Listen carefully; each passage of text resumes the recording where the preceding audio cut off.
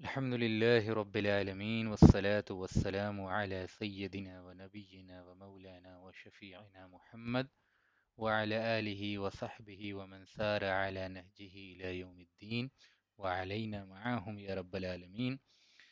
رب اشرح لي صدري ويسر لي أمري واحلل عقدة من لساني يفقه قولي. ربنا تقبل منا ما كان صالحا وأصلح لنا ما كان فاسدا. اللهم مغفرتك أوسع من ذنبي ورحمتك أرجى عندي من عملي. بسم اللہ الرحمن الرحیم. جیسا کہ آپ جانتے ہیں کہ ہم لوگ جنگ احد پہ جو قرآن نے تبصرہ کیا ہے، تو قرآن کی روشنی میں بہت سی آیات کا مطالعہ جو ہیں اس سے پہلے بھی کر چکے ہیں، اور دوران جنگ بھی بہت سی جو آیتوں کا نزول ہوا ان کا مطالعہ ہم سرسری طور پہ کرتے آئے ہیں. یعنی جس واقعے کی نسبت سے سورہ آل عمران کی جو آیتیں اترتی تھیں ان کو ہم نے وہاں بیان بھی کیا ہے. پھر پچھلا لیکچر جو تھا وہ پرائمریلی اسی ٹاپک کے اوپر تھا کہ قرآن جو ہے وہ جنگ احد کے اوپر کیا تبصرہ کر رہا ہے. تو آج ہم اسی کی کنٹینویشن میں آگے چلتے ہیں اور آج ہمارا یہ ٹاپک ختم ہو جائے گا. تو آج جو ہے 4 سے 5 آیتیں ہم کور کریں گے اور جس میں جنگ احد پہ قرآنی تبصرہ ہے. اور اگر آپ لوگوں نے پہلے بھی اٹینڈ کیا ہوگا تو میں نے کئی دفعہ اس بات کی طرف اشارہ کیا ہے کہ سیرت نگاری ہو یا کوئی بھی تاریخی واقعہ ہو، اس کو بیان کرنے کا ایک تاریخی طریقہ ہوتا ہے، ایک انسانی طریقہ ہوتا ہے نا. اور پھر اسی تاریخی واقعات پہ جب قرآن تبصرہ کرتا ہے تو بالکل بہت ہی مختلف انداز سے اس پہ کمنٹری ہوتی ہے. اس کے درمیان فرق جو ہے وہ میں نے چند مقامات پہ اشارہ کیا ہے. کبھی موقع ملا تو اس پہ ایک باضابطہ ہم لیکچر رکھیں گے کہ کس طرح یعنی قرآن کسی تاریخی واقعے کو کس طرح بیان کرتا ہے. اور دنیا کا بہترین سے بہترین مؤلف، جو تاریخی مضامین پہ سب سے اچھا مؤلف تصور کیا جاتا ہے، جو اصول تاریخ کا سب سے بڑا واقف بھی تصور کیا جاتا ہے، وہ جب کسی تاریخ کو بیان کرتا ہے تو اس کا ایک خاص نہج، خاص انداز ہوتا ہے نا.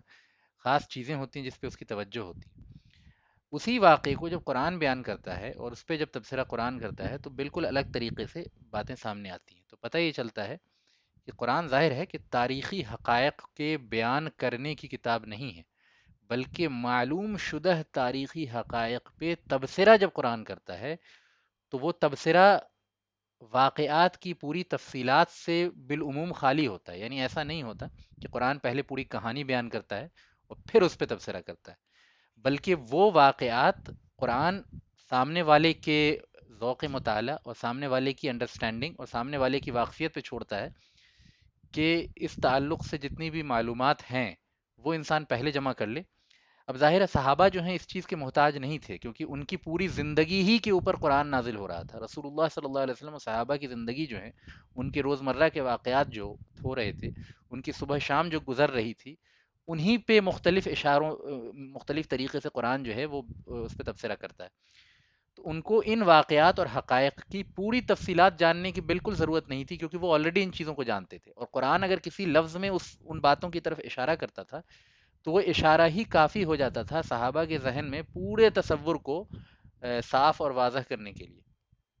لیکن ہم یا ہر وہ جنریشن جو صحابہ کے بعد آئی ہے وہ ایڈیشنلی اس بات کی محتاج ہے کہ ان تمام تفصیلات کو علیحدہ سے پڑھے اور پھر قرآن کے اس کے اوپر تبصرے کو پڑھے. تو اسی لیے ہم نے اس اپروچ کو اختیار کیا ہے کہ آپ اگر دیکھیں اس سے پہلے جتنے بھی سگنیفیکنٹ واقعات سیرت کے اندر ہوئے ہیں جن کو ہم نے پڑھا ہے، ان میں ہم نے ایک چیز کا اہتمام کرنے کی کوشش کی ہے کہ پہلے واقعے کو تاریخی اور سیکوینشل وے میں بیان کیا جائے، اس کی علت وغیرہ کو، اس کے کنڈیشنز کو اور اس کے ریزنز کو، اور آپس میں جو واقعات کی انٹرنل لنکس ہیں ان کو بیان کیا جائے. ان میں جتنی بھی صحیح تفصیلات میرے علم میں آتی ہیں وہ آپ کے سامنے رکھی جاتی ہیں. پھر اس کے بعد قرآن جو اس موقع پہ نازل ہوا ہے اس پہ ہم ایک سرسری سا کرتے ہیں، جیسا ہم نے جنگ بدر کے کانٹیکس میں بھی اور اس سے پہلے کے بہت سے واقعات کے کانٹیکس میں کیا ہے. اسی کو ہم کنٹینیو کر رہے ہیں. انشاءاللہ آج کا جو ہمارا لیکچر ہوگا وہ بہت زیادہ لمبا نہیں ہوگا. آج ہم یعنی انہی مضامین کو لپیٹیں گے اور انشاءاللہ تعالی یہ پورا کا پورا ٹاپک ہمارا آج ختم ہوگا. تو پہلی آیت جو آج کی ہے وہ آپ کے سامنے ہے. ہم یہ بتا رہے تھے کہ جنگ احد پہ جب قرآن تبصرہ کرتا ہے تو کون کون سے بینیفٹس اینڈ فوائد ہمارے سامنے آتے ہیں. تو ان میں سے ایک یہ ہے کہ اسلام کی بنیادی تعلیمات پہ مضبوطی سے جمنا ہے نا. اس تعلق سے بھی چند باتیں آئیں. اس میں میں نے جو آیت چوز کی ہے آپ کے سامنے وہ سورہ آل عمران کی آیت نمبر 144 ہے.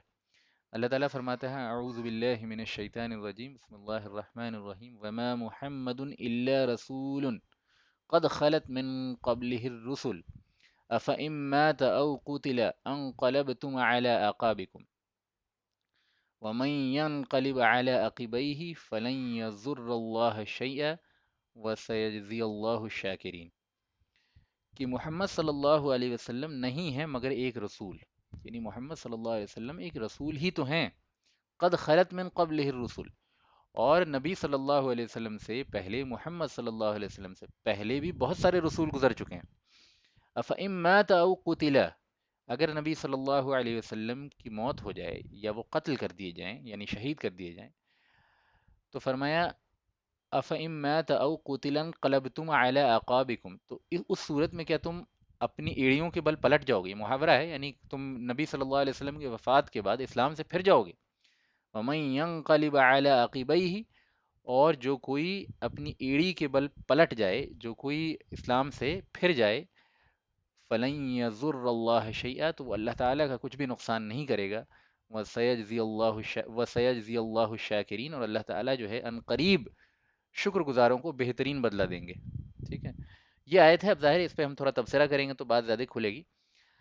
آپ میں سے جو لوگ بھی پابندی سے حاضر ہیں وہ جانتے ہیں کہ جنگ احد میں ایک موقع ایسا بھی آیا کہ جب رسول اللہ صلی اللہ علیہ وسلم کی شہادت کی خبر پھیل گئی صحابہ کے درمیان، ہے نا، اور اس کا جو امپیکٹ ہوا اس کو بڑے تفصیل سے ہم نے انالائز کیا تھا۔ اس کا سب سے بڑا امپیکٹ یہ ہوا ہے کہ صحابہ میں سے عظیم اکثریت کی ہمتیں ٹوٹ گئیں، یعنی اب چونکہ وہ صحابہ کا جو تصور دین تھا، صحابہ کا جو تصور اسلام تھا، وہ کسی موقع پہ بھی رسول اللہ صلی اللہ علیہ وسلم کی شخصیت سے جدا ہو کے سمجھنے کا موقع ان کے لیے آیا ہی نہیں تھا، یعنی ان کے لیے اسلام، دین اور اللہ کی اطاعت سب کچھ رسول اللہ صلی اللہ علیہ وسلم سے کے ساتھ منسلک تھیں، جڑی ہوئی تھیں، یعنی ان کے یہاں یہ تصور ہی نہیں تھا، ان کے ذہنوں میں ایسا کوئی تصور ہی نہیں تھا کہ رسول اللہ صلی اللہ علیہ وسلم سے جدا کر کے دین کو دیکھا جائے۔ اور حقیقت بھی یہ ہے کہ نبی صلی اللہ علیہ وسلم کی شخصیت پورے دین میں اتنی بڑی سینٹرالٹی رکھتی ہے، اتنی زیادہ اہمیت کی حامل ہے کہ اس پورے دین کا تصور رسول اللہ صلی اللہ علیہ وسلم کے بغیر نہیں کیا جا سکتا۔ البتہ یہ الگ بات ہے کہ رسول اللہ صلی اللہ علیہ وسلم کی شخصیت نہ بھی موجود ہو تو نبی صلی اللہ علیہ وسلم کی نسبت کا موجود ہونا بہت ضروری ہے، یعنی بغیر نسبت کے پورا دین جو ہے وہ باقی ہی نہیں رہے گا۔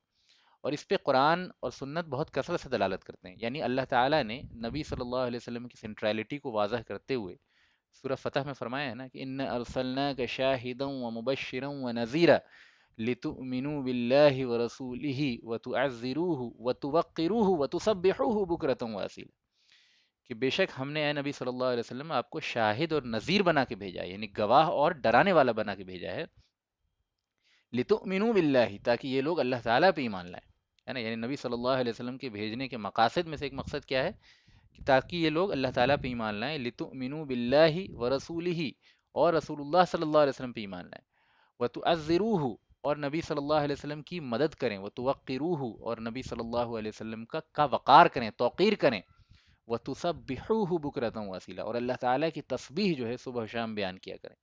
گویا کہ بعثت نبی صلی اللہ علیہ وسلم کے مقاصد میں سے ایک اہم مقصد یہ ہے کہ نبی صلی اللہ علیہ وسلم کی تعظیم کی جائے اور آپ کی مدد کی جائے، یعنی آپ صلی اللہ علیہ وسلم کی تعظیم کسی بڑے مقصد کے لیے راستہ نہیں ہے، بذات خود مقصد ہے نا، تو یہ بہت ضروری ہے سمجھنا کہ رسول اللہ صلی اللہ علیہ وسلم کی تعظیم اور توقیر جو ہے یہ اسلام کے مقاصد میں سے ایک مقصد ہے۔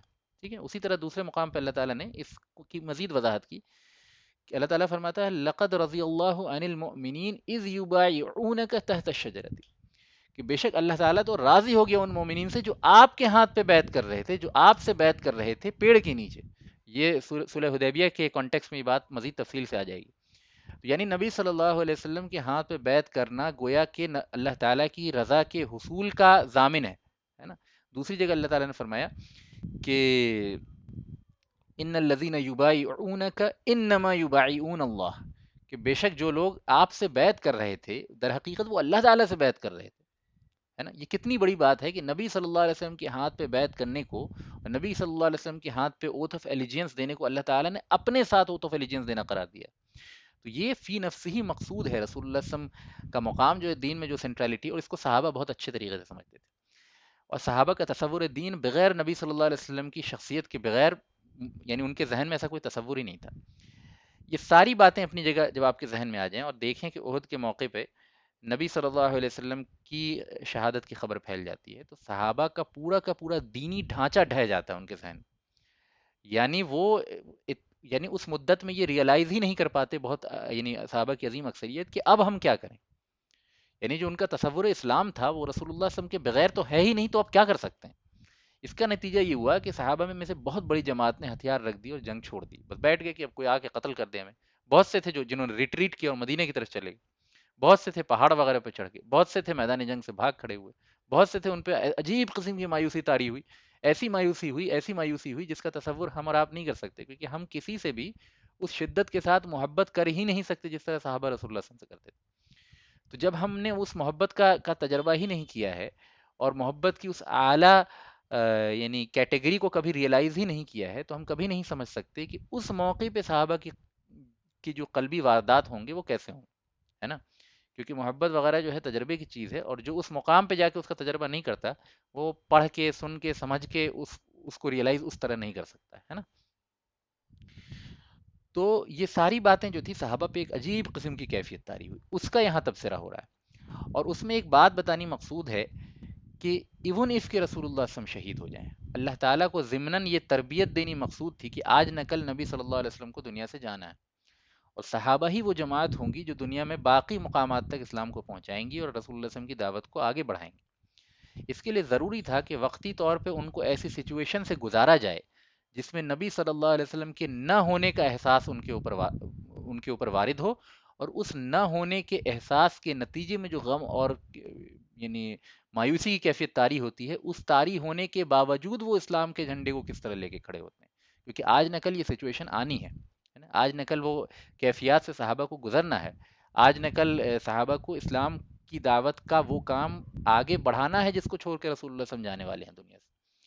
تو اس ضرورت کے تحت یہ انتہائی ضروری تھا، اور اس نیڈ کی وجہ سے یہ بہت یعنی لازم تھا کہ صحابہ پہ کچھ گھڑیاں ایسی گزریں جس میں ان کے ذہنوں میں یہ تصور آئے کہ اب رسول اللہ صلی اللہ علیہ وسلم نہیں رہے، تاکہ ان کا ذہن اس چیز کی تربیت بھی پا سکے کہ نبی صلی اللہ علیہ وسلم کے ایبسنس میں کس طرح ڈیل کرنا ہے چیزوں، یہ بھی ایک مقصد تھا۔ تو وہ کیفیات جب ان کے اوپر وارد ہوئی تو اللہ تعالیٰ نے پھر ان کی تنبیہ کی اور کہا کہ اگر رسول اللہ صلی اللہ علیہ وسلم کیا ہے، اللہ کے رسول ہے نا، اور رسول ہیں تو انسان ہیں، اور انسان ہیں تو اپنی تمام تعظیم کے باوجود، اپنی تمام بلندی کے باوجود، اپنی تمام مرکزیت کے باوجود آج نہ کل انہیں اس دنیا سے جانا، اور جب انہیں اس دنیا سے جانا ہے تو ان سے پہلے جتنے پیغمبر گزرے ہیں سب جا چکے ہیں دنیا سے۔ کیا موسیٰ علیہ السلام زندہ ہیں؟ کیا عیسیٰ علیہ السلام موجود ہیں؟ نہیں ہیں۔ ابراہیم علیہ السلام موجود ہیں؟ نہیں ہیں۔ تو یہ سارے پیغمبر جب دنیا کے اندر تھے وہ اب اس دنیا سے کوچ کر چکے ہیں، تو اسی طرح رسول اللہ صلی اللہ علیہ وسلم کو بھی اس دنیا سے جانا ہے نا؟ قد خلت من قبلہ الرسل، تو اس سے پہلے ان سے پہلے بھی جو ہیں بہت سے رسول جو ہیں دنیا سے جا چکے ہیں۔ افئن مات او قتل، تو اگر نبی صلی اللہ علیہ وسلم کی موت ہو جاتی ہے یا آپ قتل کر دیے جاتے ہیں، شہید کر دیے جاتے ہیں، تو کیا تم اپنی ایڑیوں کے بل پلٹ جاؤ گے؟ یہاں پلٹنے سے مراد یہ نہیں ہے کہ صحابہ کے ذہن میں یہ تصور آیا ہو کہ اب ہم اسلام چھوڑ دیتے ہیں، رسول اللہ صلی اللہ علیہ وسلم کا تو انتقال ہو گیا معاذ اللہ، بلکہ وہ اسلام چھوڑنے کا اور اللہ پہ یقین اور رسول اللہ صلی اللہ علیہ وسلم پہ یقین اور آخرت کے تصور وغیرہ کے جو بنیادی ایمان کی بنیادی شاخیں جو ہیں ان پہ یعنی ایمان کی بنیادی ستون جو ہیں ان پہ سے ان کا یقین کم نہیں ہوا تھا، لیکن وہ اسلام کے مقاصد سے وقتی طور پہ پیچھے ہٹ گئے، یعنی اس موقع پہ رسول اللہ صلی اللہ علیہ وسلم کی موجودگی کے ساتھ جو وہ ثابت قدمی کے ساتھ جو ہے اس جہاد کو کنٹینیو رکھتے، اس قتال میں آگے بڑھتے رہتے، اس کو وہ بھول بیٹھے، ہے نا؟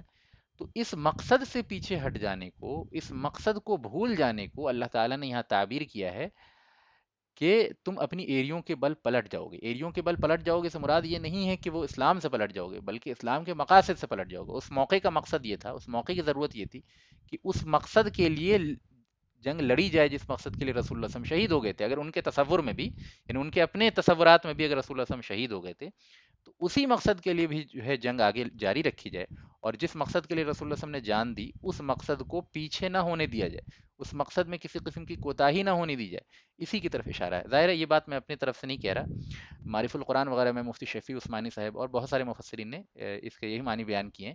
یہاں اس سے مراد یہ نہیں ہے کہ تم جو ہے دین سے پھر جاؤ گے، بلکہ اس سے مراد یہ ہے کہ تم دین کے مقاصد سے روگردانی کرو گے اور دین کے مقاصد کو بھول جاؤ گے.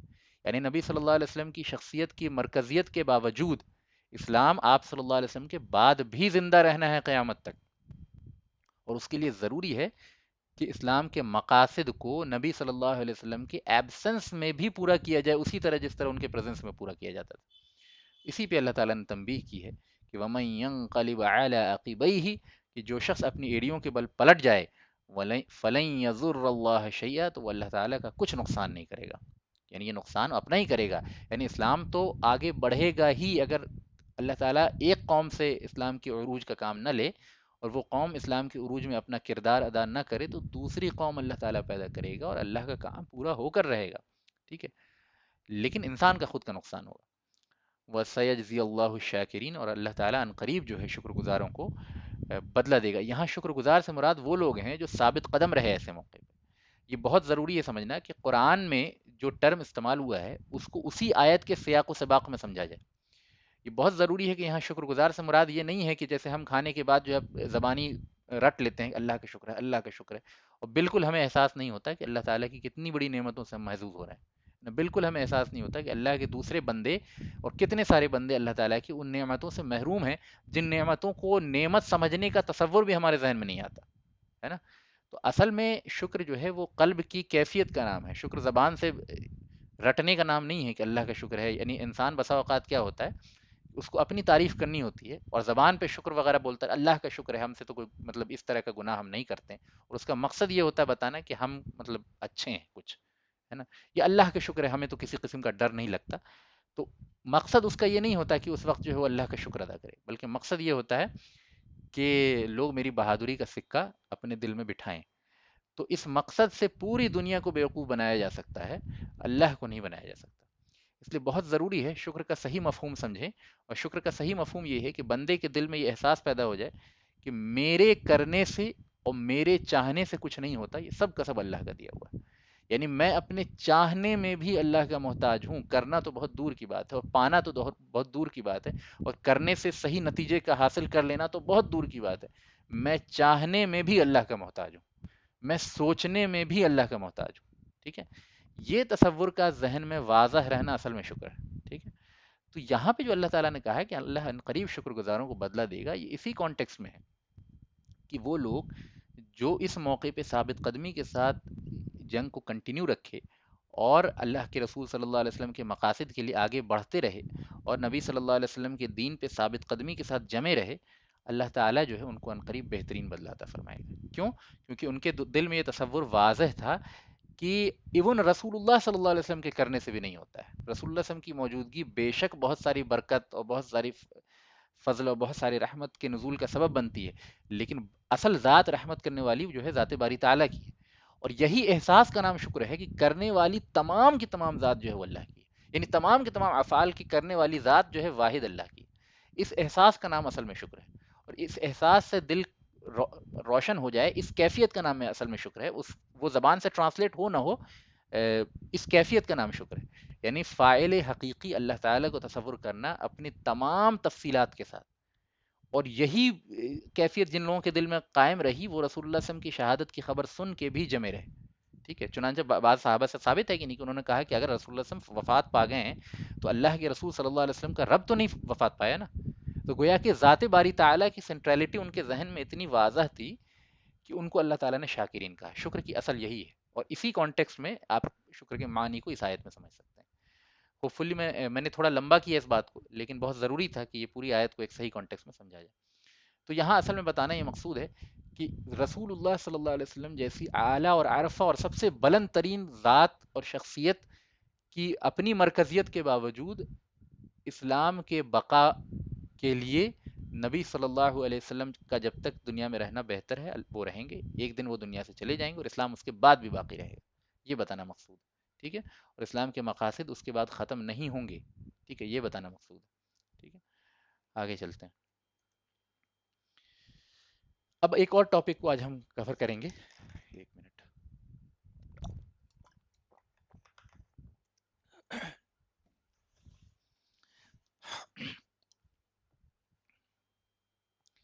جیسا کہ آپ دیکھتے ہیں کہ دو گروہ ہیں جن سے غلطیاں ہوئیں.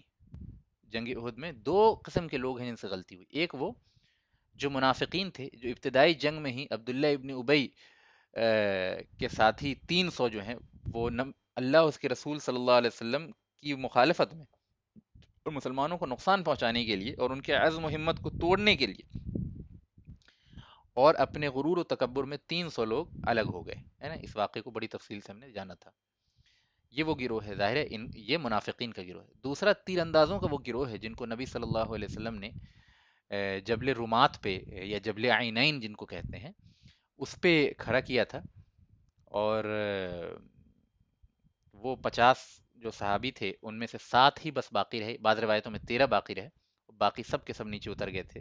اور انہوں نے یہ سمجھا کہ جنگ اب فتح ہو گئی، یہاں رہنے کا کوئی فائدہ نہیں ہے، اور غنیمت کی طلب بھی کہیں نہ کہیں اس راہ میں ان کے لیے رکا، یعنی اس راہ میں اس ڈائریکشن میں آگے بڑھانے میں کہیں نہ کہیں غنیمت کی طلب کا بھی دخل تھا. بہرحال تو یہ دو قسم کے لوگ تھے، لیکن قرآن مجید نے ان دونوں کو بہت ڈیفرنٹ طریقے سے ڈیل کیا. ٹھیک ہے. تو نبی صلی اللہ علیہ وسلم کی سیرت پہ غور کرنے سے اور احادیث وغیرہ کے تتبع کرنے سے ایک بات سمجھ میں آتی ہے کہ آپ صلی اللہ علیہ وسلم نے ان تیر اندازوں کو کوئی سزا نہیں دی، ہے نا. ان کی سزا وہی تھی جو نقصانات ان کو پہنچے ان کے ایکشنز کے سبب، اور جو غم و غصہ ان کو پہنچا، اور جو سچویشنز پوری جس سچویشن سے یہ گزرے، اور اس کے بعد ان کے اوپر جو عظیم ندامت چھائی، یہ ساری چیزیں کے ذریعے ان کے گناہوں کا کفارہ ہوا، اور اللہ تعالیٰ نے بالآخر ان کو معاف کر دیا. قرآن میں اس کی صراحت موجود ہے سورہ آل عمران میں، پہلے ہم نے بیان بھی کیا ہے. اس کے مقابلے میں منافقین کا طرز عمل کیا رہا؟ تو ہم نے پیج کو دو حصے میں، آپ کے سامنے اسکرین پہ اپیئر ہو رہا ہوگا، دو حصے میں. تو لیفٹ سائڈ میں ان تیر اندازوں کے بارے میں یا عام مومنین سے جو غلطی ہوئی ان کے تعلق سے 2 آیتیں ہیں نا، آیت نمبر 159 اور 160. اور پیج کے رائٹ سائڈ میں منافقین کے تعلق سے 3 آیتیں ہیں. ٹھیک ہے، 166 167 168. یہ پوری کی پوری 5 آیتیں جو ہیں وہ سورہ آل عمران کی ہیں. جیسا آپ جانتے ہیں کہ سورہ آل عمران میں جنگ احد پہ خاصا تفصیلی تبصرہ ہے. پہلے ہم ان یعنی تیر اندازوں کے بارے میں پڑھتے ہیں. ایک چیز یہاں نوٹ کرنے کی ہے کہ مدنی معاشرہ جو رسول اللہ صلی اللہ علیہ وسلم نے جس کی تشکیل دی تھی، اس میں بہت اہم بات نوٹ کرنے کی ہے کہ غلطی کرنے والوں، کئی بار صحابہ سے غلطی ہوئی ہیں اور ان کی غلطی بھی ہماری تعلیم و تربیت کے لیے ایک بہت اہم اور امپورٹنٹ ہے، لیکن ہم کہیں بھی دیکھتے ہیں کہ صحابہ سے جب بھی غلطی ہوئی ہے کسی موقع پہ بھی مدنی معاشرہ جو ہے ان صحابہ کو اپنے سے باہر نہیں کرتا ہے. یعنی ایسا نہیں ہوتا ہے کہ غلطی سے ہوئی غلطی کی وجہ سے سوشلی وہ ان ایکسیپٹیبل ہو جائیں اپنے سوسائٹی میں، ایسا نہیں ہوا ہے. ٹھیک ہے. دوسری چیز کہ ان کی اصلاح کا پراپر نظام جو ہے مدنی معاشرے کے اندر تھا. یعنی جن سے غلطی ہو جائے وہ ان کو غلطی پہ ندامت ہو، بے شرموں کی طرح گھومتے نہ رہیں وہ، یعنی اس کا بھی اہتمام کیا رسول اللہ صلی اللہ علیہ وسلم نے اپنی پوری معاشرے کی تشکیل میں. لیکن اس کا دوسرا پہلو یہ ہے کہ ان پہ اتنی زیادہ سختی نہ کی جائے کہ وہ سوسائٹی میں آؤٹ کاسٹ اور آؤٹ لائر ہو جائیں. یعنی بہت زیادہ سختی اور بہت زیادہ کھلی چھوٹ کے درمیان کی راہ اعتدال اختیار کی گئی، جس میں ان لوگوں کی اصلاح اور ان پہ کچھ درجے کی تنبیہ بھی ہو جائے، لیکن ان کو سوشلی ان ایکسیپٹیبل نہیں بنایا جائے. یعنی وہ سوسائٹی کے مین اسٹریم میں رہیں گے اور ان کی تعلیم و تربیت کا اہتمام ہوگا، ان کی اصلاح کا اہتمام کیا جائے گا، ان کو توبہ استغفار کی تلقین کی جائے گی. ٹھیک ہے. تو یہ بہت ہی بیلنسڈ اپروچ ہے جو سیرت میں ریکرنٹ اور کنکرنٹلی ہم بہت سے موقع پہ دیکھتے ہیں. صرف اس موقع پہ نہیں، ہر موقع پہ دیکھتے ہیں کہ نبی صلی اللہ علیہ وسلم نے خطا کرنے والوں کو پہ اتنی زیادہ سختی بھی نہ کی کہ وہ بالکل سوسائٹی سے آؤٹ کاسٹ ہو جائیں، اور اتنی زیادہ کھلی چھوٹ بھی نہیں دی کہ وہ بالکل جو ہے ہر خطا کرنے والا جو ہے، یعنی یہ معاشرے کے لیے بہت نقصان دہ ہوتا ہے کہ خطا کرنے والوں کو سزا نہ دی جائے، ہے نا. ان کو کچھ اکاؤنٹیبلٹی سے فیس نہ کرایا جائے، ورنہ پھر وہ معاشرہ کبھی بھی جرم کو منیمائز نہیں کر سکتا جہاں جرم کو بہت آسانی سے ٹالریٹ کر لیا جائے. ٹھیک ہے. دونوں باتوں میں فرق سمجھ رہے ہیں. اس کے برعکس ہم دیکھتے ہیں کہ منافقین سے بالکل الگ طریقے کا طرز عمل رہا رسول اللہ صلی اللہ علیہ وسلم کا ہر زمانے میں اور ہر موقع پہ.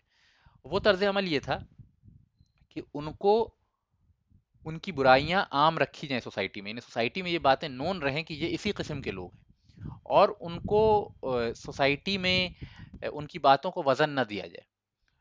اور منافقین کے ساتھ ایک اور طرز عمل یہ رہا کہ ان کو اگنور کیا جائے، اور ان کو اس طرح اگنور کیا جائے کہ صحابہ سے اگر غلطی ہو تو ان کی اصلاح کی جائے، ان کی تنبیہ کی جائے. منافقین سے اس سے بہت بڑی غلطی ہو تو بھی ان سے کچھ نہ کہا جائے، ٹھیک ہے، اور ان کو سوشلی آؤٹ کاسٹ کیا جائے، ان کو ان کے تعلق سے قرآن کی آیتیں اتر رہی تھیں اور ان میں ان کے احوال اور ان کی کیفیات اور ان کے جو پرسنالٹیز تھیں ان پہ اشارہ ہوتا تھا، تو عام مسلمانوں کے ذہن میں بالکل واضح ہو گیا تھا تصور، لہٰذا ان کی فضیحت اور ان کو سوسائٹی میں ایک خاص قسم کی ذلت کا سامنا پیش کرنا پڑ رہا تھا۔ اس کے باوجود رسول اللہ صلی اللہ علیہ وسلم زبان سے ان کو کچھ بھی ایسا عام طرز عمل یہ نہیں تھا کہ زبان سے ان کو یہ کہتے ہوں یا ان پہ یعنی تنبیہ کرتے ہوں، بلکہ ان کے تعلق سے عام مسلمانوں میں یہ بات بالکل واضح تھی کہ یہ منافقین ہیں، یہ اللہ کے دین کے دشمن ہیں، یہ مکار قسم کے لوگ ہیں، اور یہ علم بہت عام تھا اور یہ ان کو بھی معلوم تھا کہ مسلمان ان کے بارے میں ایسا سوچتے ہیں۔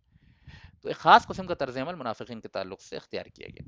اب ہم یہ دونوں یعنی تمہیدی گفتگو کے بعد ان آیتوں پر تبصرہ کرتے ہیں، ٹھیک ہے۔ سب سے پہلے مومنین کے تعلق سے اللہ تعالیٰ نے جو نازل کیا ہے، چنانچہ اللہ تعالیٰ فرماتے ہیں فَبِمَا رَحْمَةٍ مِّنَ اللَّهِ لِنْتَ لَهُمْ وَلَوْ كُنْتَ فَظًّا غَلِيظَ الْقَلْبِ لَانفَضُّوا مِنْ حَوْلِكَ فَاعْفُ عَنْهُمْ وَاسْتَغْفِرْ لَهُمْ وَشَاوِرْهُمْ فِي الْأَمْرِ فَإِذَا عَزَمْتَ فَتَوَكَّلْ عَلَى اللَّهِ إِنَّ اللَّهَ يُحِبُّ الْمُتَوَكِّلِينَ إِن يَنصُرْكُمْ إِن يَنصُرْكُمُ اللَّهُ فَلَا غَالِبَ لَكُمْ وَإِن يَخْذُلْكُمْ فَمَنْ ذَا الَّذِي يَنصُرُكُم مِّن بَعْدِهِ وَعَلَى اللَّهِ فَلْيَتَوَكَّلِ الْمُؤْمِنُونَ۔ ایک بڑے یعنی پہلی آیت میں بہت ہی بہترین قاعدہ اور رسول اللہ صلی اللہ علیہ وسلم کی پوری شخصیت کا سب سے واضح اور ممتاز پہلو جو کسی بھی انسان کے اوپر واضح تھا، یعنی آپ کی شخصیت کا روحانی اور عبادت والا پہلو تو صرف اسی پہ واضح تھا جو آپ کی عبادت وغیرہ کو دیکھتا تھا یا جو آپ سے یعنی قربت رکھتا تھا۔ اس آیت میں وہ پہلو آپ صلی اللہ علیہ وسلم کی شخصیت کا دکھایا گیا ہے جو اگر 3 لمحے کے لیے بھی کوئی شخص رسول اللہ صلی اللہ علیہ وسلم سے ملاقات کرے تو اس پہ یہ بات بالکل واضح ہو جاتی کہ نبی صلی اللہ علیہ وسلم کی کیریکٹر میں یہ چیز سب سے زیادہ واضح اور بلند ہے، بالکل یعنی پرومیننٹ ہے۔ وہ کیا ہے؟ اللہ تعالیٰ فرماتا ہے فَبِمَا رَحْمَةٍ مِّنَ اللَّهِ لِنْتَ لَهُمْ، کہ اللہ تعالیٰ کی رحمت کے سبب اے نبی صلی اللہ علیہ وسلم آپ ان کے اوپر بڑے نرم ہیں، بہت نرم ہیں آپ ان کے اوپر۔ وَلَوْ كُنْتَ فَظًّا غَلِيظَ الْقَلْبِ لَانفَضُّوا مِنْ حَوْلِكَ، اور اگر آپ ان کے اوپر شدید ہوتے، سخت زبان ہوتے، لَانفَضُّوا مِنْ حَوْلِكَ، تو یہ لوگ آپ کے ارد گرد سے چھٹ جاتے۔ فَاعْفُ عَنْهُمْ، اے نبی صلی اللہ علیہ وسلم آپ ان سے درگزر کا معاملہ کیجیے، وَاسْتَغْفِرْ لَهُمْ، اور ان کے لیے اپنے رب سے مغفرت طلب کیجیے، وَشَاوِرْهُمْ فِي الْأَمْرِ، اور معاملات میں ان سے مشورہ کرتے رہیے، فَإِذَا عَزَمْتَ فَتَوَكَّلْ عَلَى اللَّهِ، اور جب آپ کسی معاملے کا فیصلہ کر لیں تو پھر اس کے بعد جو ہے اللہ تعالیٰ پہ بھروسہ کیا کریں، ان اللہ یحب المتوکلین، اور اللہ تعالیٰ جو ہے متوکلوں سے محبت کرتا ہے، جو اللہ تعالیٰ پہ توکل کرتے ہیں اللہ تعالیٰ ان سے محبت کرتا ہے، جو اللہ تعالیٰ پہ بھروسہ کرتے ہیں اللہ تعالیٰ ان سے محبت کرتا ہے۔ بہت پیاری بات ہے۔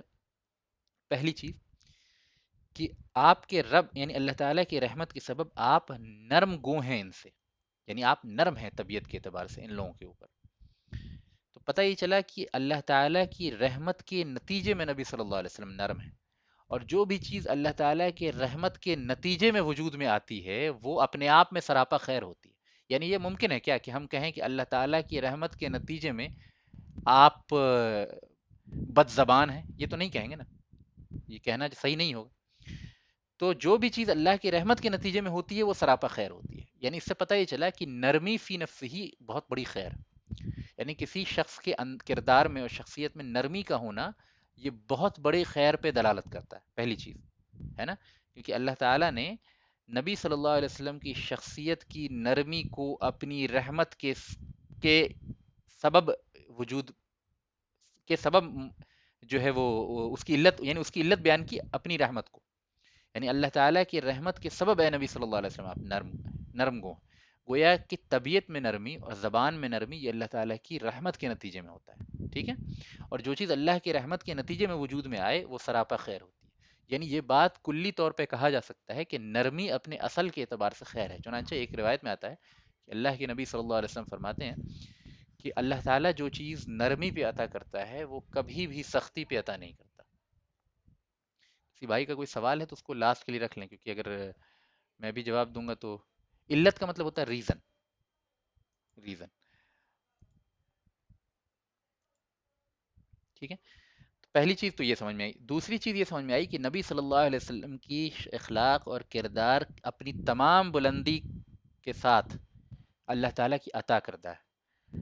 لہٰذا کبھی بھی ہمارے ذہن سے نبی صلی اللہ علیہ وسلم کی بلند اخلاقی کردار اور آپ کی رحمت اور آپ کا فضل اور آپ کی شفاعت اور آپ کی شفقت اور آپ کی رعوفیت، یہ تمام پہلو جتنا واضح ہوتا چلا جائے گا اتنا ہی اس سے واضح تر یہ ہونا چاہیے کہ یہ ساری کی ساری اللہ تعالیٰ کی رحمت کے نتیجے میں، یعنی اللہ تعالیٰ، یعنی کبھی کبھی بسا اوقات ہمارے یہاں کے جہلا جو ہیں، جاہل قسم کے لوگ ایسی باتیں کہہ جاتے ہیں کہ اللہ تعالیٰ تو عذاب دینا چاہے گا، ہمیں تو نبی صلی اللہ علیہ وسلم بچا لیں گے.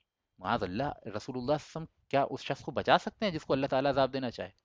کبھی نہیں. ٹھیک ہے، اور نبی صلی اللہ علیہ وسلم شفاعت کریں گے اور اللہ ہمیں جہنم، یعنی اللہ تعالیٰ یعنی اپنی امت کو جہنم سے بچائیں گے، وہ بھی اللہ تعالیٰ کی رحمت کا ایک مظہر ہے. کس نے نبی صلی اللہ علیہ وسلم کے دل کو اتنا نرم اور شفقت اور رحمت والا بنایا؟ اللہ نے. گویا اللہ چاہتا تھا کہ آپ اتنے رحم دل ہوں. کس نے نبی صلی اللہ علیہ وسلم کو شفاعت کا اختیار دیا؟ اللہ نے. کس نے نبی صلی اللہ علیہ وسلم کی شفاعت کا اختیار دینے کے بعد اس شفاعت کو قبول کرنے کا وعدہ کیا؟ اللہ تعالیٰ نے. کس نے یہ قانون بنایا کہ نبی صلی اللہ علیہ وسلم اگر شفاعت کریں گے تو اس شخص کو جہنم سے نکال لیا جائے گا؟ اللہ تعالیٰ نے. کس نے یہ خیالات پیدا کیے نبی صلی اللہ علیہ وسلم کے دل میں کہ فلاں فلاں شخص کے بارے میں شفاعت کیجئے؟ اللہ تعالیٰ نے. چنانچہ اللہ قرآن میں فرماتا ہے کہ وَمَا تَشَاءُونَ إِلَّا أَن يَشَاءَ اللَّهُ، تم تو کوئی چیز چاہ بھی نہیں سکتے جب تک کہ اللہ نہ چاہے. تو نبی صلی اللہ علیہ وسلم کی تمام رحمت اور آپ کی تمام شفقت اللہ کی عطا کرتا ہے، اور یہ اس بات کا ثبوت ہے کہ اللہ بھی ہم پہ، اللہ ہی اصل میں ہم پہ رحم کرنا چاہتا ہے اور نبی صلی اللہ علیہ وسلم کو سبب اور ذریعہ بناتا ہے.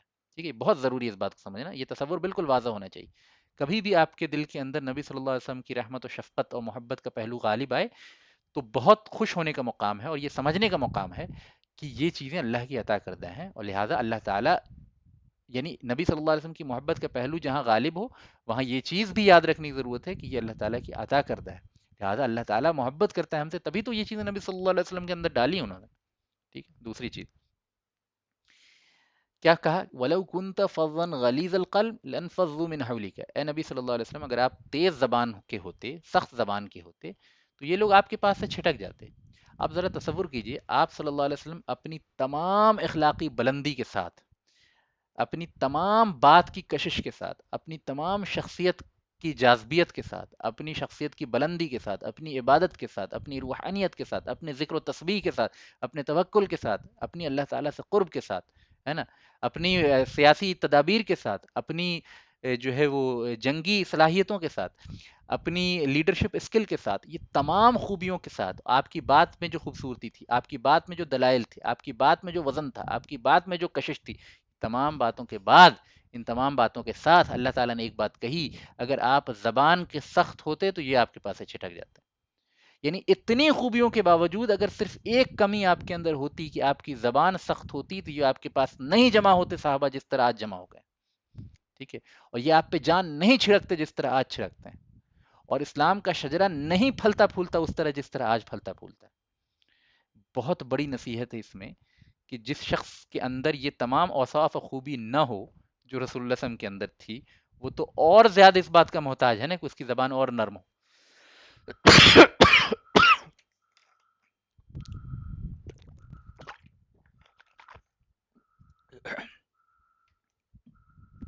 بہت سے نوجوان بھائی جو جوش تبلیغ میں یہ سمجھتے ہیں کہ حق بات جو ہے بھدے اور برے اور سخت انداز میں کہی جائے تبھی حق بات ہوگی، ورنہ نرمی سے اگر کہی جائے تو ایک طرح کی چاپلوسی ہے اور ایک طرح کی جو ہے وہ کمزوری کی علامت ہے.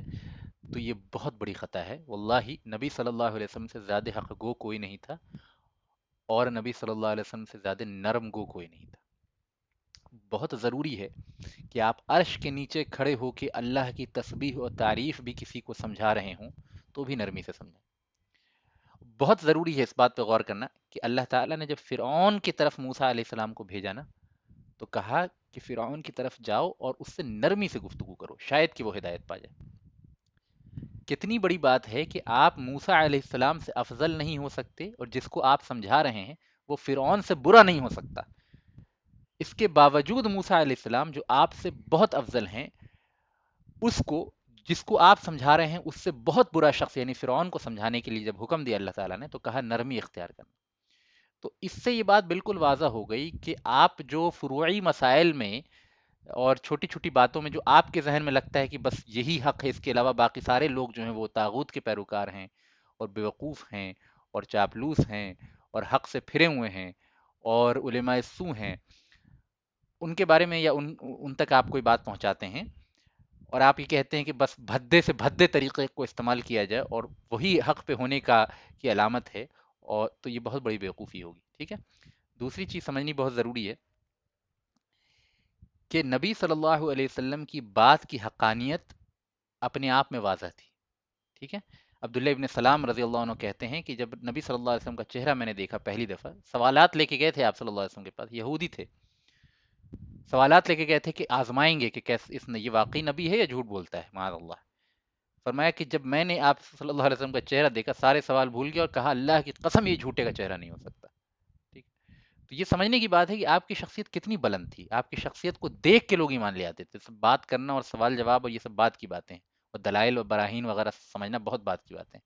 اس کے باوجود نرمی آپ کے لیے اہم ہے، تو ہر دوسرا شخص نرمی کا زیادہ محتاج ہے، اس بات کو سمجھ لیجئے. اور یہ بات بہت سینٹرل رول رکھتی ہے دعوت و تبلیغ میں. ٹھیک ہے. نرمی کا مطلب یہ نہیں ہے کہ بات کو آپ چینج کر دیں، بات وہی رہے گی. سامنے والے کی نفسیات، اس کا مقام، اس کی علمی صلاحیت، اس کی بیک گراؤنڈ وغیرہ کا دھیان رکھتے ہوئے اس کے ساتھ ایک نرمی کی جائے. اور نرمی کا مطلب صرف یہ نہیں ہوتا کہ زبان سے نرمی ہو، دعوت و تبلیغ میں نرمی کی جائے. مثال کے طور پہ اب کوئی شخص نیا نیا مسلمان ہوا ہے، اس کو آپ ایسی چیز پہ سختی کریں اور زبان بڑی نرم رکھیں کہ بھائی ایسا کر لیجئے، بھائی ایسا کر لیجئے، اور ایسی بات کی سختی کریں جس پہ شریعت میں سختی نہیں ہے، یا شریعت میں سختی ہے لیکن کم سے کم ایک نئے مسلمان کے لیے اس چیز پہ سختی سے عمل کرنا بہت مشکل ہو جائے گا. ویسی صورت میں اگر آپ زبان خوب نرم رکھیں اور اس کے یعنی اس کے لیے تھوڑی سی سہولت نہ پیدا کریں، تو یہ وہ بھی اس آیت کے خلاف ہوگی. ہے نا. زبان سے ہم نرمی رکھیں اور باتیں بالکل کڑوی سی کریں تو یہ بھی نرمی کے خلاف ہے. نرمی سے مراد یہ نہیں ہے کہ صرف آپ کا ٹون جو ہے بہت ہی نزاکت والا ہو، ٹون کے ساتھ ساتھ جو ہے ایک طریقہ جو ہوتا ہے نا، اس میں سامنے والے کی تحقیر نہ ہو، سامنے والے کی تنقیص نہ ہو. ہے نا. اس کا دھیان رکھیں. یہ ساری چیزیں نرمی کے اندر آتی ہیں. اس کے بعد اللہ نے فرمایا فَاعْفُ عَنْهُمْ کہ اے نبی صلی اللہ علیہ وسلم آپ ان کو معاف فرما دیجیے. یعنی تیر اندازوں کے تعلق سے عمومی خصوصاً کہا گیا، اور عموماً ہر مسلمان کے تعلق سے جس سے کچھ خطا ہو جائے لیکن اس کی نیت خطا کی نہ ہو. خطا ہو جائے وقتی طور پہ کسی جذبات سے مغلوب ہو کے وہ خطا کر جائے، لیکن اس کی نیت اسلام کو یا نبی صلی اللہ علیہ وسلم کی نافرمانی نہ ہو یا بدماشی کرنا مقصد نہ ہو. تو ان کے بارے میں اللہ تعالیٰ نے نبی صلی اللہ علیہ وسلم کو حکم دیا کہ فاعف عنہم کہ ان کے ساتھ جو ہے ان کو معاف فرمائیے، واستغفر لہم اور ان کے لیے دعائے مغفرت کیجیے. بہت بڑی بات ہے، اور یہ اللہ تعالیٰ کی رحمت ہے نا کہ اتنی بڑے جرم کے باوجود اللہ تعالیٰ نے ان کے لیے دعائے مغفرت کا حکم دیا نبی صلی اللہ علیہ وسلم کو. ٹھیک ہے. وشاورہم فی الامر صرف یہ نہیں کہا بلکہ کہا ان سے مشورہ بھی کیجیے، یعنی ان کو ایڈلٹ کی طرح ٹریٹ کیجیے. ایسا نہیں ہے کہ ان سے ایک بار خطا ہو گئی تو اب ہمیشہ کے لیے بس ان کے لیے دعائے مغفرت تو کر دی لیکن ان کی کبھی کوئی بات نہ سن رہے ہیں، بلکہ ان کو مین اسٹریم میں لائیے. وشاورہم فی الامر ان کے ساتھ جو ہے مشورہ کیا کیجیے. فَإِذَا عَزَمْتَ فَتَوَكَّلْ عَلَى اللَّهِ اور جب کسی معاملے کا فیصلہ کر لیں تو اللہ تعالیٰ پہ بھروسہ کریں. ان اللہ یحب المتوکلین اور اللہ تعالیٰ جو ہے توکل کرنے والوں سے محبت کرتا ہے. ان ینصرکم اللہ فلا غالب لکم. اب ایک خاص بات کی طرف اشارہ کیا جا رہا ہے کہ ٹھیک ہے کہ تیر اندازوں سے غلطی ہوئی، ٹھیک ہے کہ جو ہے وہ ان کی غلطی کے نتیجے مسلمانوں کو نقصان ہوا. یہ ساری باتیں اپنی جگہ صحیح ہیں اور اپنی تفصیلات کے ساتھ ہم نے اس کو پڑھا ہے، لیکن ایک حقیقت کبھی چینج نہیں ہوتی، وہ یہ کہ اللہ تعالیٰ اگر تمہاری مدد کرے، ان ینصرکم اللہ فلا غالب لکم تو تم پہ کوئی غالب نہیں آ سکتا.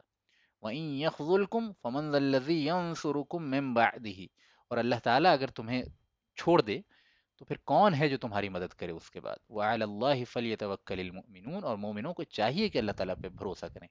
تو اس میں ایک چیز نوٹ کرنے کی یہ ہے کہ باقی مسلمانوں کو یہ تربیت کی جا رہی ہے کہ اب ان تیر اندازوں کی غلطی کے سبب یہ سارے نقصانات ہوئے تمہیں، اس کا مطلب یہ نہیں ہے کہ تم ان تیر اندازوں کو ہی بلیم کرتے رہ جاؤ. ہے نا. بلکہ دوسروں کے معاملے میں ایک قاعدہ سکھایا جا رہا ہے کہ دوسروں سے اگر خطا ہو جائے تو اس کو قدر پہ محمول کرنا چاہیے. یعنی یہ کہنا چاہیے کہ اللہ تعالیٰ کی مرضی تھی اس سے غلطی ہو گئی. خود سے خطا ہو تو یہ نہیں کہنا چاہیے کہ اللہ کی مرضی تھی میں نے غلطی کر دی، کوئی بات نہیں، اللہ کی مرضی سے ہی تو کی ہے غلطی. یہ نہیں کہنا چاہیے، بلکہ علامہ ابن القیم رحمہ اللہ فرماتے ہیں یہ اللہ سے جھگڑا کرنا ہے اگر اپنی غلطی کے تعلق سے یہ کہے انسان. ٹھیک ہے. اور دوسروں کی غلطی کے تعلق سے یہ کہنا چاہیے کہ اللہ تعالیٰ کی مرضی تھی اب کیا کر سکتے ہیں، ہو گیا غلطی اس سے. ٹھیک ہے. یہ خاص قاعدہ بتایا جا رہا ہے کہ ٹھیک ہے اب ان سے غلطی ہوگی لیکن ایک قاعدہ تمہارے ذہن سے نہ نکلے کہ اللہ تعالیٰ اگر تمہاری مدد کو آ جائے تو کوئی تمہارے اوپر غالب نہیں ہو سکتا. یعنی اور اللہ تعالیٰ اگر تمہیں چھوڑ دے تو کوئی تمہاری مدد کو نہیں آ سکتا اللہ کے بعد. تو گویا کہ یہ نہ سمجھو کہ صرف ان کی خطا کی وجہ سے تمہاری ہار ہوئی ہے، بلکہ یہ ساری چیزیں اللہ تعالیٰ کی تقدیری، یعنی تقدیری فیصلے ہیں. ان کی غلطی کا انکار نہیں ہے، لیکن بالآخر اس غلطی کے ذریعے وہی چیز وجود میں آئی جس کا تقدیر میں فیصلہ ہو چکا تھا. ٹھیک ہے، اس پہ زیادہ تفصیل سے میں نہیں جاؤں گا. آگے چلتے ہیں، جلدی جلدی انشاءاللہ ان آیتوں کو کمپلیٹ کرتے ہیں. اب ان منافقین کے تعلق سے اللہ تعالیٰ نے جو ہے وہ جو تبصرہ کیا ہے، اس میں پہلی آیت ہے وَمَا أَصَابَكُمْ يَوْمَ الْتَقَى الْجَمْعَانِ فَبِإِذْنِ اللَّهِ وَلِيَعْلَمَ الْمُؤْمِنِينَ. جو کچھ تمہیں اس دن حاصل ہوا، جو کچھ تمہیں اس دن پہنچا جس دن دو جماعتیں آپس میں بھیڑ پڑیں، یعنی جنگ احد کے تعلق سے باتیں ہو رہی ہے. فبإذن اللہ، تو وہ اللہ کی مرضی سے ہوا ہے. ولیعلم المؤمنین، تاکہ اللہ تعالیٰ جان لے مومنوں کو. ٹھیک ہے، ظاہر ہے میں نے پہلے بھی بتایا ہے یہ قاعدہ کہ جہاں بھی قرآن مجید میں اللہ کے جاننے کے بارے میں بات آئے تو اس سے مراد یہ ہے اللہ کے جاننے کا اظہار ہونا، یعنی اللہ کے کی جانی ہوئی چیز کا اظہار ہونا مقصود ہے. ٹھیک ہے، اس سے مقصد یہ نہیں ہے کہ اس وقت اللہ نے یہ بات جانی. اللہ تعالیٰ تو ازل سے جانتا تھا، لیکن جب اللہ تعالیٰ کہتا ہے کہ تاکہ اللہ جان لے، تو اس سے مراد یہ ہے کہ تاکہ اللہ کی جانی ہوئی چیز کا اظہار ہو جائے. ٹھیک ہے، یعنی اللہ تعالیٰ یعنی مومنوں کا اظہار ہو جائے دنیا کے اندر. وَلِيَعْلَمَ الَّذِينَ نَافَقُوا، اور جو لوگ منافق ہیں، جن کے دلوں میں نفاق ہے، ان کا بھی اظہار ہو جائے، وہ لوگ بھی جان لیے جائیں. وَقِيلَ لَهُمْ تَعَالُوا، اور جب ان سے کہا گیا کہ آؤ قاتلوا فی سبیل اللہ، کہ اللہ تعالیٰ کی راہ میں قتال کرتے ہیں. او ادفعوا، اور یا مدینے کا دفاع کرو. اگر اللہ کی راہ میں قتال نہیں کرنا چاہتے تو کم سے کم شہری ریاست کے تحت مدینے کا دفاع کرو. یہاں پہ جہاد فی سبیل اللہ کے دو مقاصد کا ذکر کیا گیا ہے. صرف یہ دو مقصد نہیں ہے جہاد کے، لیکن یہ دو مقصد کا یہاں ذکر کیا گیا ہے. ایک یہ کہ اللہ تعالیٰ کی راہ میں جنگ کی جائے، اللہ تعالیٰ کی راہ میں جہاد فی سبیل اللہ کیا جائے، قتال فی سبیل اللہ کیا جائے. دوسرا یہ ہے کہ دفاعی، یعنی شہری ایک ریاست قائم ہو مسلمانوں کی، اور اس شہری ریاست کی دفاع کی جائے. تو یہ بھی جو ہے وہ مقاصد جہاد میں سے ہے. تو پہلے سب سے اعلیٰ مقصد کا ذکر کیا گیا کہ چلو آؤ اللہ کی راہ میں قتال کریں، یا پھر کم سے کم جو ہے اس شہر کا تحفظ کریں جس کے اندر ہم رہتے ہیں. او ادفعوا، یا پھر دفاع کریں اس کا. قالوا لو نعلم قتالا لاتبعناكم، تو ان منافقین نے کہا کہ اگر ہم جانتے کہ کوئی جنگ ہونے والی ہے تو ہم لازماً تمہارے ساتھ رہتے. جو عبداللہ ابن ابی وغیرہ کے ساتھی 300 جو الگ ہو گئے تھے، ان کے ڈائلاگس کو یہاں بیان کیا جا رہا ہے. چنانچہ اللہ تعالیٰ فرماتا ہے ان کے بارے میں ہم للکفر یومئذ اقرب منہم للایمان، اس دن وہ کفر سے ایمان کے بالمقابل زیادہ قریب تھے، یعنی ان کے ایکشنز جو ہیں وہ ایمان کے مقابلے میں کفر سے زیادہ قریب تھے. یقولون بافواہہم ما لیس فی قلوبہم، وہ اپنی زبانوں سے وہ باتیں کہتے تھے جو ان کے دل میں نہیں تھی. یعنی زبان سے تو یہ ظاہر کرتے تھے کہ نہیں نہیں جنگ تو ہونے والی نہیں ہے، اس لیے ہم الگ ہو رہے ہیں، ہمیں معلوم ہے کہ جنگ نہیں ہوگی، وہ تو ایسے ہی تم لوگ جا رہے ہو، جنگ ونگ نہیں ہوگی، اور تم نے پھر ہماری بات نہیں مانی ہے تو ہم اپنے ساتھیوں کے ساتھ الگ ہو جاتے ہیں. یعنی مقصد یہ تھا، لیکن اصل مقصد ان کا کیا تھا؟ زبان سے یہ اظہار کر رہے تھے. مقصد کیا تھا ان کا؟ مقصد تھا کہ جو ایک تو یہ کہ خوف، اور دوسرا یہ کہ مسلمانوں کو نقصان پہنچے. ٹھیک ہے، مسلمانوں کو نقصان پہنچے. یہ بہت بڑا اسلام اور مسلمانوں کے خلاف بہت بڑی سازش تھی کہ جنگ کے عین موقع پہ 300 لوگ الگ ہو جائیں گے تو ہمتیں ٹوٹ جاتی ہیں لوگوں کی. ٹھیک ہے، تو اللہ تعالیٰ فرما رہا ہے یقولون بافواہہم ما لیس فی قلوبہم، وہ اپنے منہ سے وہ باتیں کہہ رہے تھے جو ان کے دلوں میں نہیں تھی. واللہ اعلم بما یکتمون، اور اللہ تعالیٰ تو جانتا ہے ان چیزوں کو جو یہ چھپاتے ہیں. الذین قالوا لاخوانہم، اور یہ منافقین کا ہی ذکر آگے ہو رہا ہے کہ یہ منافقین وہ ہیں جنہوں نے اپنے بھائیوں سے کہا، یعنی باقی مسلمانوں سے کہا وقعدوا، بیٹھے رہو، کہاں جنگ میں آگے جا رہے ہو تم لوگ.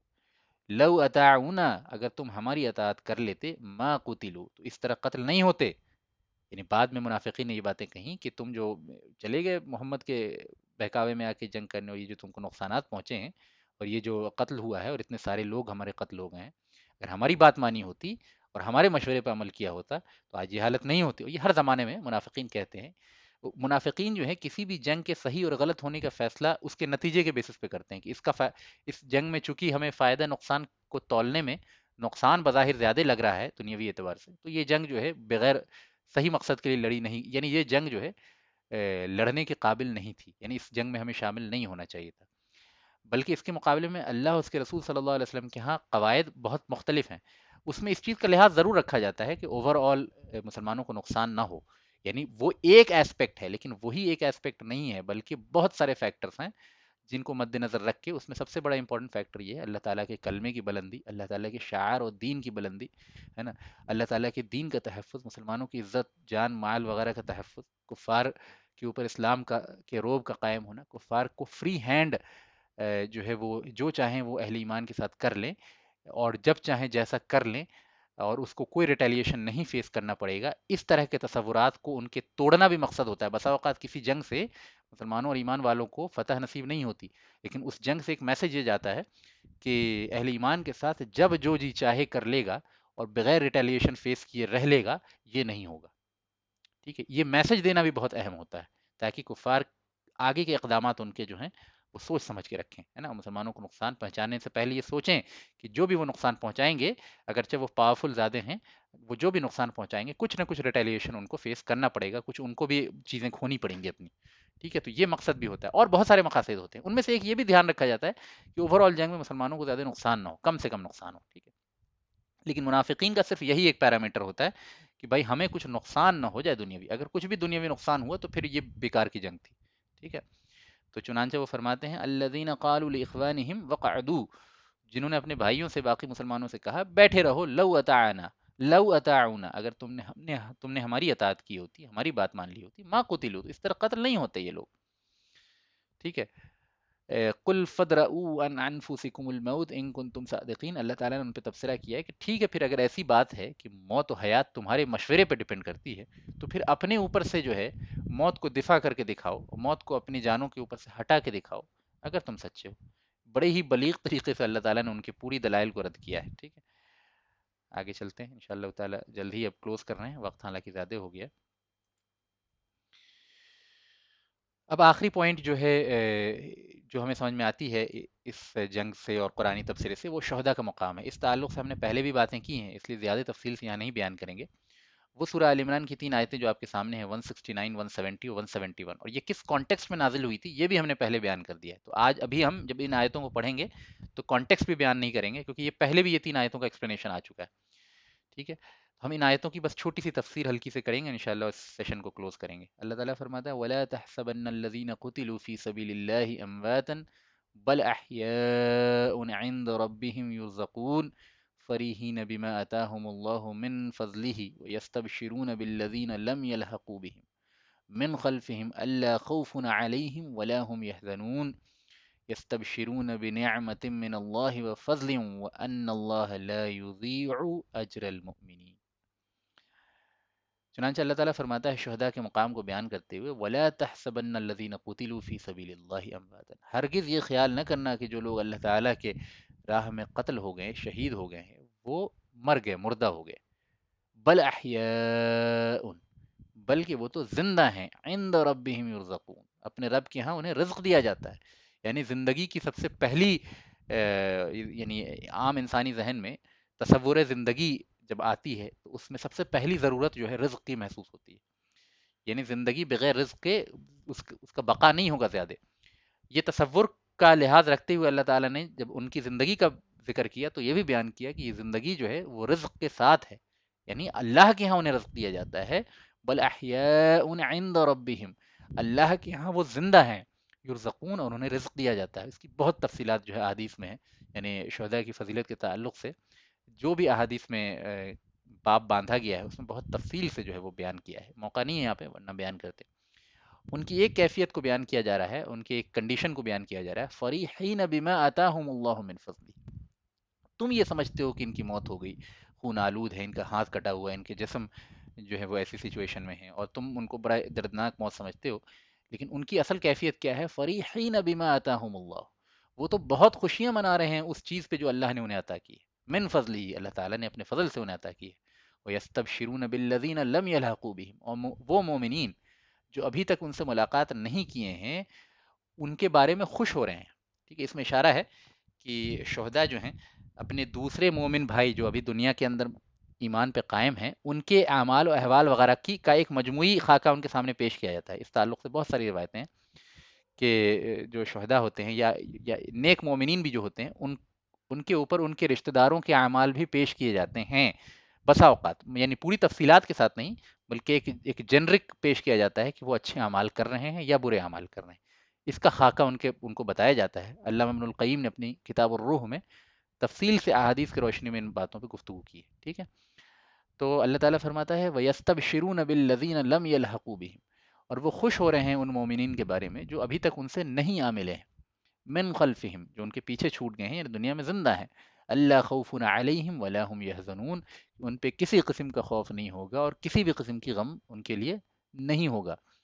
یستبشرون بنعمت من اللہ و فضل، اور اللہ تعالیٰ کی نعمت اور فضل کی بشارت جو ہے وہ دے رہے ہیں، وَأَنَّ اللَّهَ لَا يُضِيعُ أَجْرَ الْمُؤْمِنِينَ، اور بے شک اللہ تعالیٰ جو ہے مومنوں کے اجر کو ضائع نہیں کرتا۔ یعنی یہ ممکن نہیں ہے کہ ایک انسان اپنی جان ہتھیلی میں لے کر، اپنی جان کو خطرے میں ڈال کر اللہ تعالیٰ کے دین کی سربلندی کے لیے، جانتے ہوئے کہ یہ چیز اس کے لیے نقصان کا سبب ہوگی، جانتے ہوئے کہ یہ چیز اس کے لیے جان کا سودا ہوگی، جانتے ہوئے کہ یہ چیز اس کو بہت بڑے مصیبت اور پریشانی میں مبتلا کر سکتی ہے، اس کے باوجود اللہ تعالیٰ کے کلمے کی بلندی اور اللہ تعالیٰ کے دین کی بلندی کی محبت اس کے دل میں اتنی سمائی ہوتی ہے کہ وہ اپنی جان ہتھیلی پہ لے کے میدان جنگ میں پہنچ جاتا ہے۔ یہ ممکن نہیں ہے کہ اتنی بڑے کلیجے والے کو اللہ تعالیٰ ضائع کر دے، یہ ممکن نہیں ہے کہ اتنے بڑی قربانی دینے والے کے اعمال کو اللہ تعالیٰ جو ہے وہ ضائع کر دے، یہ ممکن نہیں ہے کہ اس کے سارے گناہ معاف نہ کر دے۔ یعنی بہت بڑے بڑے گناہ جو ہیں شہداء کے وہ ایسے ہی معاف ہو جاتے ہیں، سوائے حقوق العباد کے۔ حقوق العباد جو ہے وہ اتنی آسانی سے معاف نہیں ہوتا ہے نا۔ چنانچہ امام سفیان الثوری رحمہ اللہ، جو بہت بڑے امام ہیں، فرماتے ہیں کہ میں اللہ تعالیٰ کے حقوق میں 10,000 خطائیں کر کے اللہ کے سامنے حاضر ہوں، یہ مجھے زیادہ پسند ہے کہ میں اللہ کی مخلوق کے حقوق میں 10 خطا کے ساتھ اللہ کے سامنے حاضر ہوں، ٹھیک ہے؟ کیونکہ اللہ تعالیٰ اپنے حقوق کو بہت آسانی سے معاف کرتے ہیں اگر بندہ سنسیئرلی معافی مانگے تو، ٹھیک ہے؟ بسا اوقات بغیر معافی کے بھی معاف کر دیتے ہیں، تو اللہ تعالیٰ سے کوئی پوچھنے والا نہیں ہے، لیکن دوسرے بندوں کے جو حقوق ہوتے ہیں نا وہ اتنی آسانی سے معاف نہیں ہوتے، تو اس کا خیال رکھنا چاہیے کہ شہداء جیسے عظیم مقام پہ پہنچ کے بھی انسان جو ہے بندوں کے حقوق معاف نہیں کروا سکتا اتنی آسانی سے۔ بعض لوگوں کے ہو جاتے ہیں، ایسا نہیں ہے، لیکن یعنی اتنی آسانی سے نہیں ہوتے، اس چیز کا دھیان رکھیں گے۔ میرا دل چاہتا تھا کہ اس مقام پہ مزید تفصیل بیان کی جائے، لیکن وقت بہت زیادہ ہو چلا ہے، تو انشاءاللہ تعالیٰ یہیں پہ میں آج کی بات کو کلوز کرتا ہوں۔ اگلا جو ہمارا لیکچر ہوگا وہ جنگ احد اپنی تمام تفصیلات کے ساتھ، قرآنی تبصرے کے ساتھ بھی ختم ہوا، اور ہم اگلا جو انسیڈنٹ پڑھیں گے وہ حضرت سلیمان فارسی، جو بہت مشہور صحابی ہیں، ان کی جو اسلام کی جرنی ہے اس کو پڑھیں گے۔ بہت انٹرسٹنگ سٹوری ہے، بہت سے فائدے اور نکات اس سٹوری میں ملیں گے انشاءاللہ، اسپیشلی طلب علم کے تعلق سے، اور حق کی طلب اور اس کی جستجو کتنی اہم ہوتی ہے اللہ تعالیٰ کی نگاہ میں۔ اور تو بڑی خوبصورت سٹوری ہے، one of the most beautiful story ہے سیرت میں کسی صحابی کی، سلیمان فارسی رضی اللہ عنہ۔ پورا لیکچر جو ہے اگلا انہی کی سٹوری کے اوپر ہوگا، کیونکہ یہ موقع وہی ہے جس وقت وہ مدینے میں پہنچتے ہیں اور جو اسلام قبول کرتے ہیں، تو انشاءاللہ تعالی ان کی پوری جرنی جو ہے ہم انشاءاللہ بیان کریں گے، اور بڑی انٹرسٹنگ ہے اور بہت سے فوائد و نکات ہیں ان کی سٹوری میں۔